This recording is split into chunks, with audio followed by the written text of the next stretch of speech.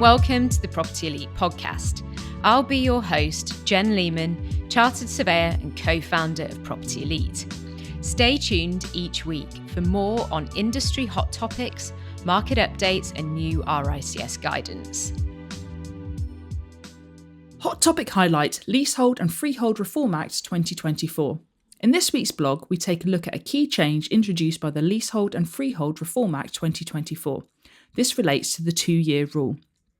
This is just one small element of wider reform by the government. We will look more comprehensively at the wider reform and other changes in future blog articles. The bigger picture. The Leasehold and Freehold Reform Act 2024 came into force in May 2024.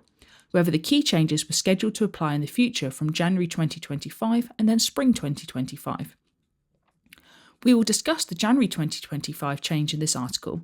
The spring 2025 changes relate to the right to manage for mixed-use buildings, cost reforms and amendments to voting rights. The 2024 Act will be followed by the implementation of the draft Leasehold and Common Hold Bill later in 2025. This incorporates much wider changes and reform than the 2024 Act alone. What did the Housing Minister, Matthew Pennycook, say about reform? Millions of homeowners across the country will remember with fondness the sense of satisfaction, pride and security they felt when purchasing their home. Yet for far too many leaseholders, the reality of home ownership has fallen woefully short of the dream.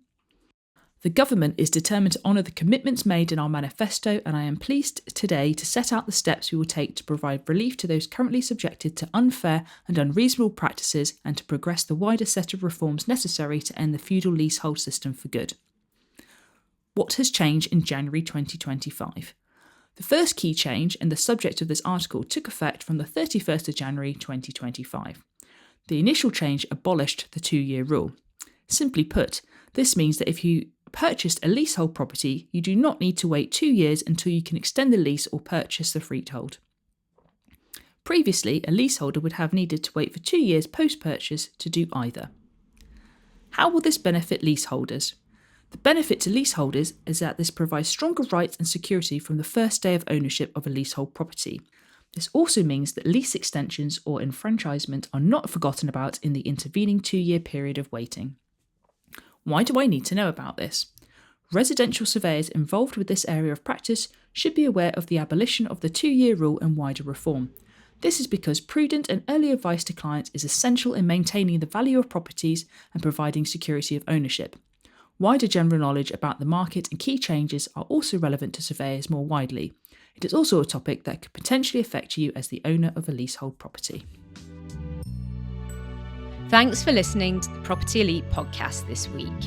Head to our website to check out our full blog, free and paid support resources and services, free consultation for every single RICS APC and ASOC RICS candidate, and also ask us any questions you have via the website chat blog. See you next week.